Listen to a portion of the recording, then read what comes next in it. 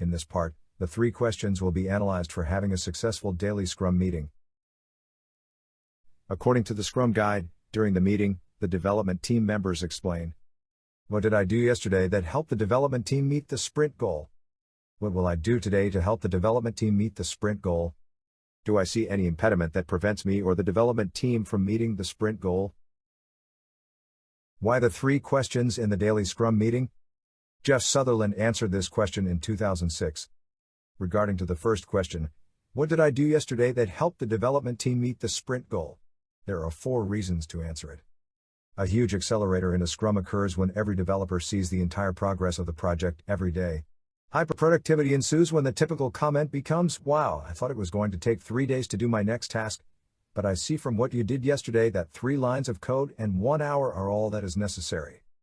This question tests the focus of the team. Anything done that was not work on the backlog is questioned. Meetings that are interfering with the Scrum are reduced or eliminated. Participants who repeatedly do not further work on the backlog may be removed from the Scrum. It also generates peer pressure to get stuff done that is impeding progress of others. The Scrum Master wants to know what tasks are done and whether tasks in progress will complete as expected. If estimates are expanding or new tasks are discovered, this will change the burndown chart.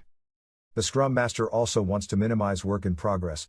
Too many open tasks at once introduces risk into the sprint and is an early warning that delays may be expected.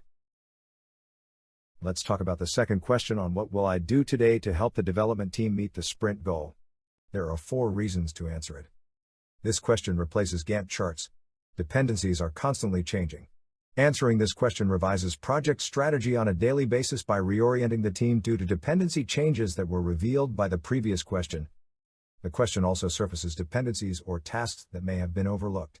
This will revise the plan in the minds of the team. It also tests the focus of the team. Anything to be done that does not further progress is questioned. The Scrum Master wants to know what new tasks are starting. Failure to see tasks opening and closing regularly is an early warning that things may be going off track. And about the third and last question on impediments that would prevent me or the development team from meeting the sprint goal. There are 5 advantages to answer it. Impediments to progress are often caused by software or technology not showing up at the right time. The Scrum Master or the team may be able to resolve this. Otherwise, management must fix it. Blocks are often due to meetings irrelevant to the Scrum. Often management must get involved to fix this. Hard technical problems often slow things down. The team can often fix this. Alternatively, management must bring in other resources.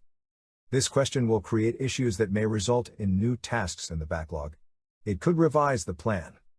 The most important effect of this question is to create a list of impediments that are assigned to the team or to managers. A major responsibility of the Scrum Master is to manage, prioritize, and assure this impediment backlog is burned down. The Scrum team should expect management to help work the impediment backlog. Eliminating bottlenecks is the fastest way to improve productivity. One of the biggest impediments to improving productivity in Scrum teams that it exists in many companies is failure of the Scrum Master to track and prioritize impediments. Management cannot help fix them if they are not clearly identified along with a recommended plan of action.